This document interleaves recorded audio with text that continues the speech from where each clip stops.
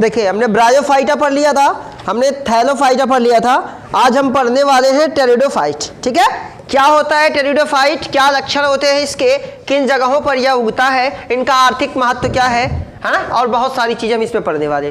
तो समझ जाइए, पृथ्वी पर सबसे पहले अगर वनस्पति की बात कर ले टेरिडोफाइट जिसमें जड़ तना पत्ती पाई जाए, तो पहला वो कौन सा वनस्पति था, तो वो टेरिडोफाइट था। 350 कितना, 350 मतलब 350 मिलियन वर्ष पूर्व भी टेरिडोफाइट को पाया गया था। मतलब 350 लाख साल पहले टेरिडोफाइट अस्तित्व में था। तो आप कह सकते हैं कि सबसे पहला वनस्पति कौन था, तो वो थे टेरिडोफाइट। हमने ये जाना है कि हमने जब शैवाल पढ़ा, हमने जब ब्रायोफाइटा पढ़ा, और अब हम पढ़ेंगे टेरिडोफाइटा, तो हम ये जानते चले गए कि क्यों। देखिए, निम्न श्रेणी का पौधा, उच्च श्रेणी का पौधा, फिर उससे उच्च श्रेणी का पौधा, ऐसे ही हम इसको डिवाइड करते हुए पढ़ते चले गए। जैसे आपने पढ़ा था थैलोफाइटा में, उसमें जड़ तना पत्ती का अभाव था। आपने ब्रायोफाइटा पढ़ा, जड़ तना पत्ती का अभाव था, लेकिन जड़ की जगह पे राइजाइट था और पत्ती की जगह पे थैलस था। ठीक है, अब हम चलेंगे टेरिडोफाइटा की तरफ। तो इसके बारे में पहले कुछ समझ जाइए कि टेरिडोफाइटा का महत्व कहाँ है, उपयोग कहाँ है। तो टेरिडोफाइटा को मैंने बताया 350 मिलियन वर्ष पूर्व पाया गया, और इनका उपयोग ज्यादातर सजावटी क्षेत्रों में, मतलब जब सजावट की बात आती है वहां पे जितनी भी सजावटें की जाती है, सजावट में ज्यादातर किसका इस्तेमाल होता है, फर्न का होता है, जो कि किसके कैटेगरी में आता है, टेरिडोफाइट की आता है। आपने कभी किसी को गिफ्ट वगैरह अगर दिया होगा, तो गिफ्ट में जो बाहर से जो खजूर के जैसा पौधा होता है, वो क्या होता है, वो टेरिडोफाइट होता है। समझ गए बात को मेरी। तो चलिए हम बात करते हैं कैसे पहचानेंगे, लक्षण क्या होते हैं। तो ये ठंडे, पहला पॉइंट, टेरिडोफाइट ठंडे, गीले, छायादार एवं रेतीली मिट्टी में अधिकांश था। ज्यादा से ज्यादा, देखिए मैंने आपको बताया था पिछले वीडियो में कि राजस्थान एक ऐसी जगह है जहां पे दिन में बहुत ज्यादा गर्मी होती है, क्योंकि बालू उष्मा का सुचालक भी होता है, कुचालक भी होता है। वो उष्मा को दिन में बहुत ज्यादा, जब सूर्य का प्रकाश पड़ता है तो वो बहुत ज्यादा गर्म हो जाता है, वहां पे कूलर है ना, फ्रिज, एसी वगैरह चलानी पड़ जाती है, क्योंकि इतनी ज्यादा गर्मी होने लगती है। और जैसे ही रात होती है बालू ठंडा हो जाता है, और जैसे ही बालू ठंडा होता है फिर रजाई लेनी पड़ती है कि नहीं। तो ऐसी जगहों पर जो मरुभूमि जगह होता है, मरुस्थलों पर कौन उगता है, देखिए रेतीली मिट्टी, जहां पूरी रेत हो, ऐसी मिट्टी जहां पे रेत मतलब बालू पाया जाए, पानी नाम मात्र हो, उस जगह पर भी टेरिडोफाइट उग सकते हैं। ये ठंडे जगह पे, ठंडे कैसा होगा मैंने समझा दिया, गीले जगह पर, छायादार जगह पर और रेतीली मिट्टी में पाए जाते हैं। ये लक्षण किसके हैं, टेरिडोफाइट के। अगला पॉइंट, विकास की दृष्टि से अगर ये देखा जाए, उत्पत्ति की दृष्टि से विकास है ना, डेवलपमेंट की, सबसे पहले किस पौधे का विकास हुआ, तो विकास की दृष्टि से स्थल पर उगने वाला सबसे पहला पौधा या जीव वनस्पति कौन है, तो टेरिडोफाइट है। पॉइंट समझ में आ गई बात। मतलब मैंने बताया ना 350 मिलियन, अगर विकास की दृष्टि से देखा जाए जिसमें जड़ तना पत्ती सब पाई जाए, उस हिसाब से पहला पौधा कौन होगा, टेरिडोफाइट। भाई आपने थैलोफाइटा पढ़ा, आपने ब्रायोफाइटा पढ़ा, ना थैलोफाइटा में जड़ पत्ती और तना था, ना ब्रायोफाइटा में। ब्रायोफाइटा में हालांकि जड़ तना पत्ती की जगह पे क्या था, जड़ की जगह पे राइजाइट था और पत्ती की जगह पे थैलस था। लेकिन ऐसा पौधा जिसमें जड़ तना पत्ती तीनों पाई गई, वो पहला पौधा कौन था, टेरिडोफाइट था। आगे बात करते हैं क्यों, आगे क्यों इसे ब्रायोफाइटा से ऊपर रखा गया, उच्च कोटि का, क्योंकि इनमें संवहन तंत्र पाया गया। मैंने आपको बताया संवहन तंत्र क्या होता है, जैसे किसी पदार्थ को एक स्थान से, शरीर के अंदर एक स्थान से दूसरे स्थान तक ले जाने का काम। अगर मनुष्यों की बात कर ले तो हम लोगों के शरीर के अंदर, जंतुओं की बात कर ले तो शरीर के अंदर रुधिर काम करता है, लेकिन पौधों की बात करें तो पौधों में संवहन तंत्र का काम जाइलम और फ्लोएम करता है। तो जब टेरिडोफाइटा के बारे में पढ़ा गया तो यह ज्ञात हुआ कि इसके अंदर जाइलम और फ्लोएम पाए जाते हैं, इसीलिए इसे ब्रायोफाइटा से ऊपर रखा गया। पॉइंट समझ में आ गई। 3 पॉइंट मैंने आपको बताया कि इनका उपयोग हम कहां करते हैं, ये कहां उगते हैं, ठंडे, छायादार है ना, गीले और रेतीली मिट्टी में उग जाते हैं। दूसरा पॉइंट, विकास की दृष्टि से अगर देखा जाए तो ये सर्वप्रथम सबसे पहले जीव है। और तीसरा पॉइंट जो मैंने आपको अभी बताया कि इनमें संवहन तंत्र यानी कि जाइलम और फ्लोएम पाए जाते हैं। पॉइंट समझ में आ गया। अगला पॉइंट समझते हैं, क्यों? क्योंकि इनमें वास्तविक जड़, तना, पत्ती तीनों उपस्थित होते हैं। मतलब इनमें जड़ भी पाई जाती है, तना भी पाया जाता है और पत्ती भी पाई जाती है, मैं पहले भी बता चुका हूं।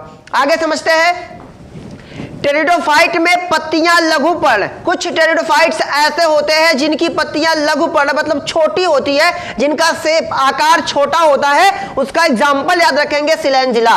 पूछेगा कि वह कौन सा टेरिडोफाइट है जिसकी पत्तियां छोटी होती हैं, तो सिलेंजिला। और वह कौन होता है जिसके बृहत पर्ण मतलब जिसकी पत्तियां, वह कौन सा टेरिडोफाइट है जिसकी पत्तियां बड़ी होती है, तो वो होता है फर्न। समझ गए ना। अगर पूछ देगा सिलेंजिला में कौन सा लघु पर्ण, कौन सा पर्ण पत्ती का आकार कैसा होता है, तो कैसा होता है लघु पर्ण। पूछ दिया फर्न में कैसा होता है, तो बृहत पर्ण। कहने का मतलब है सिलेंजिला में पत्ती का आकार छोटा होता है और फर्न में पत्ती का आकार बड़ा होता है। यानी कि सिलेंजिला और फर्न दोनों किसमें आते हैं, टेरिडोफाइट के अंतर्गत आते हैं। समझ गए ना। आगे बात करते हैं भाई, आर्थिक महत्व। आर्थिक का मतलब होता है पैसे से, इनकम से। किस प्रकार से हम टेरिडोफाइट का इस्तेमाल करके पैसा कमा लेते हैं, बिजनेस कर लेते हैं, व्यापार कर लेते हैं, उद्योग कर लेते हैं, किस प्रकार से हम धन का अर्जन कर लेते हैं टेरिडोफाइट की वजह से। तो पहला पॉइंट औषधि के, पहला पॉइंट सजावट के रूप में। मैंने आपको पहले भी बताया, आज से ही नहीं लगभग 350 वर्ष पहले से ही इसका इस्तेमाल सजावट के रूप में किया जाता है। घरों की सजावट हो गई, गाड़ियों की सजावट, गिफ्ट वगैरह जब आप कभी भी देंगे बिना टेरिडोफाइट के नहीं देंगे, उसमें कहीं ना कहीं उसे जरूर रखा जाएगा, क्योंकि ये देखने में क्या होते हैं, मन को मोहने वाले, मतलब एकदम एक नंबर का फर्स्ट क्लास लगेंगे, क्योंकि कटिंग इनकी अच्छी होती है, देखने में ये अच्छे लगते हैं, जिसकी वजह से इसे गिफ्ट में दिया जाता है सजावट के रूप में। तो जाहिर सी बात है, आप किसी के घर ले जाके सजाएंगे तो कुछ ना तो कुछ पैसा लेबे करेंगे, और लेंगे तो जाहिर सी बात है आप इनकम आ गई आपके पास, तो आर्थिक महत्व तो हो गया। दूसरा पॉइंट औषधि के रूप में। कुछ टेरिडोफाइट्स ऐसे होते हैं जिनका इस्तेमाल दवा बनाने में किया जाता है, जैसे कि फर्न। कभी ये पूछ दे वह कौन सा टेरिडोफाइट है जिसका इस्तेमाल दवा बनाने में किया जाता है, तो कौन होता है भाई, फर्न।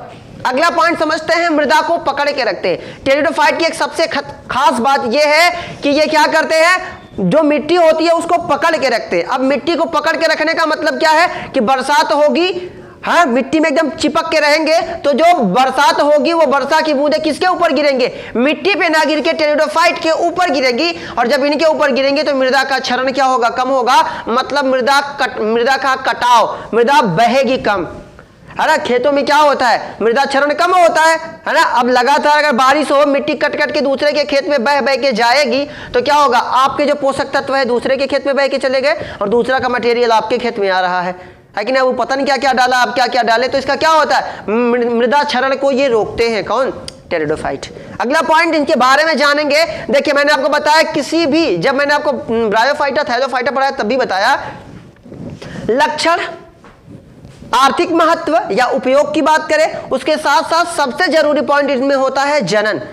किसी भी, चाहे थैलोफाइटा, ब्रायोफाइटा, ठीक है, टेरिडोफाइटा, जिम्नोस्पर्म, एंजियोस्पर्म, जनन पे सबसे ज्यादा ध्यान देना, क्योंकि इनका जनन पूछा जाने वाला बहुत इंपॉर्टेंट टॉपिक है। ये जनन से जरूर पूछा जाता है। देखिए स्पोरोफाइट क्या होता है, स्पोरोफाइट पहले समझ लो। पहला पॉइंट, जनन कैसे करते हैं टेरिडोफाइट, स्पोरोफाइट। स्पोरोफाइट का मतलब होता है द्विगुणित।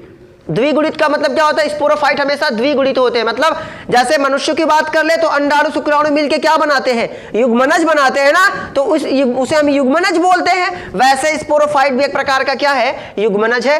समझ रहे हैं, अभी आगे जैसे ये समझेंगे आपको एक क्लियर हो जाएगा।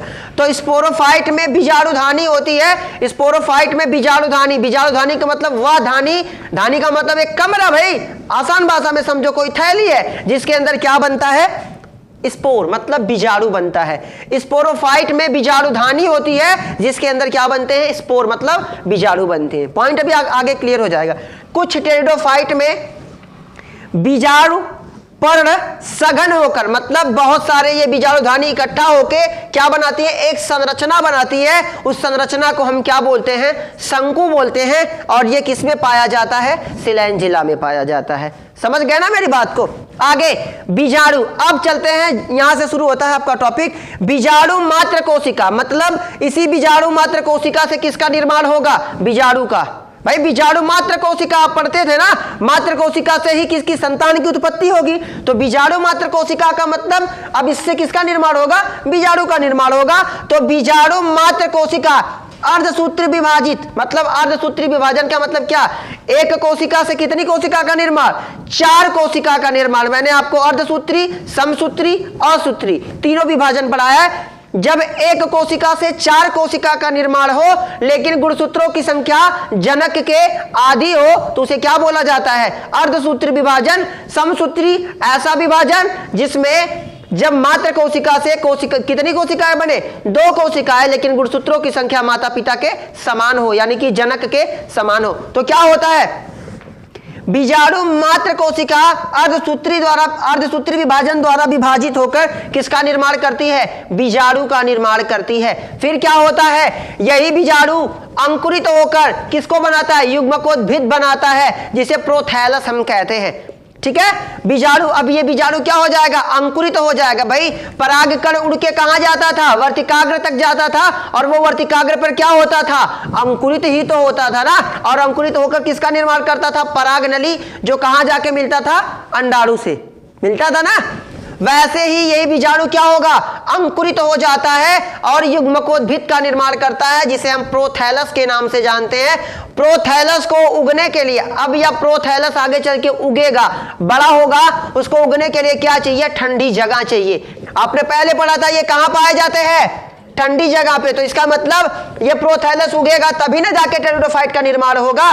भाई नई संतान कैसे बनेगी, तो ये बीजाणु क्या हो जाएगा, अंकुरित होकर प्रोथैलस का निर्माण करेगा, और प्रोथैलस आगे चल के उगेगा, बड़ा होगा, तो अंकुरित होगा। तो जब अंकुरित होने के लिए उसे कैसा आवास चाहिए, कैसा चाहिए भाई, ठंडा चाहिए। नर अंग को, टेरिडोफाइट में नर अंग को पुंगधानी तथा मादा अंग को क्या बोलते हैं, स्त्रीधानी। मनुष्य की बात कर ले तो मनुष्य में नर अंग को क्या बोलते थे, प्राथमिक अंग क्या होता था, वृषण, और मादा की बात करते तो क्या होता था, ओवरी, यानी कि अंडाशय होता था। वैसे ही टेरिडोफाइट में नर अंग को पुंगधानी तथा मादा जनन अंग को क्या बोलते हैं, स्त्रीधानी।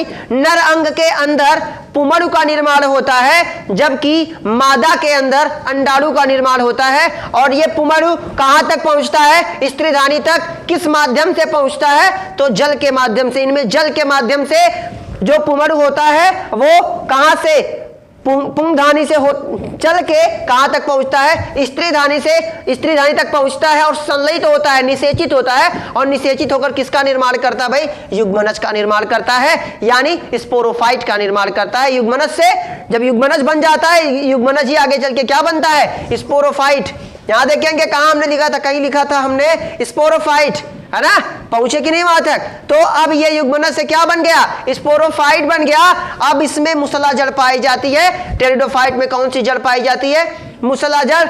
और परागण की क्रिया के वायु के द्वारा, परागण मतलब परागकण एक पौधे से दूसरे पौधे तक किसके द्वारा जाते हैं, वायु के द्वारा। परागण 3 तरीके से होता है, जल द्वारा, वायु द्वारा, जीव द्वारा। अगर पूछ दिया जाए टेरिडोफाइट में परागण किसके द्वारा होता है, वायु के द्वारा। पॉइंट ये याद जरूर रखना, जनन कैसे करते हैं, तो बीजाणु मात्र कोशिका से अर्धसूत्री विभाजन के द्वारा बीजाणु बनता है। बीजाणु अंकुरित होकर किसका निर्माण करता है, युग्मकोद्भिद का निर्माण करता है, जिसे हम प्रोथैलस कहते हैं। और वो प्रोथैलस उगने के लिए ठंडा जगह चाहिए। नर जनन को पुंगधानी, मादा को स्त्रीधानी। ठीक है, पुंगधानी में पुमड़ु का निर्माण होता है, और स्त्रीधानी में किसका निर्माण होता है भाई, अंडाणु का। और यही पुमड़ु जल के माध्यम से अंडाणु तक जाता है और संलयित हो जाता है, निषेचित हो जाता है, और किसका निर्माण करता है, युग्मनज का। और युग्मनज किसका निर्माण करता है, स्पोरोफाइट का। और स्पोरोफाइट किसका निर्माण करता है, बीजाणुधानी का। और बीजाणुधानी किसका निर्माण करता है, बीजाणु का, है ना, बीजाणु का। और यही आगे चल के एक नए पौधे के रूप में विकसित होता है। तो किसका निर्माण हो गया, टेरिडोफाइट का निर्माण। समझ में आ गया। इनमें जड़ कौन सी पाई जाती है, मुसला। मुसला वह जड़ जो विसेवकी होती है, जो जमीन की गहराई में जाती है। विसेवकी मतलब जो जमीन के पूरे अंदर जाती है, उस जड़ को बोला जाता है मुसला जड़। परागण किसके द्वारा होता है, वायु के द्वारा। ये आप पढ़ चुके हैं। ये मरुद्भिद है। मरुद्भिद का मतलब, मरु मतलब मरा हुआ, उद्भिद मरे हुए स्थान पे वह मिट्टी जो मरी हुई है, मतलब जहां पानी की मात्रा एकदम कम है, मतलब रेतीली जगह पे ये उगते हैं। वनस्पति जगत का सबसे बड़ा पौधा कौन सा है, तो सिकोया सैपरविरेंस। सिकोया का नाम आपने सुना होगा, जिसकी लंबाई लगभग कितनी होती है, 120 मीटर होती है। ठीक है, सबसे बड़ा वनस्पति जगत का सबसे बड़ा पौधा कौन सा है? सिकोया सैपर विरेंस, जिसकी लंबाई 120 मीटर, और सबसे छोटे की बात कर ले तो जैविया प्रिग्मया। ठीक है, समझ गए बात को? ये था आपका टेरिडोफाइटा। अब आपका केवल बचा है जिम्नोस्पर्म, एंजियोस्पर्म। मिलते हैं अगले वीडियो में। जय हिंद।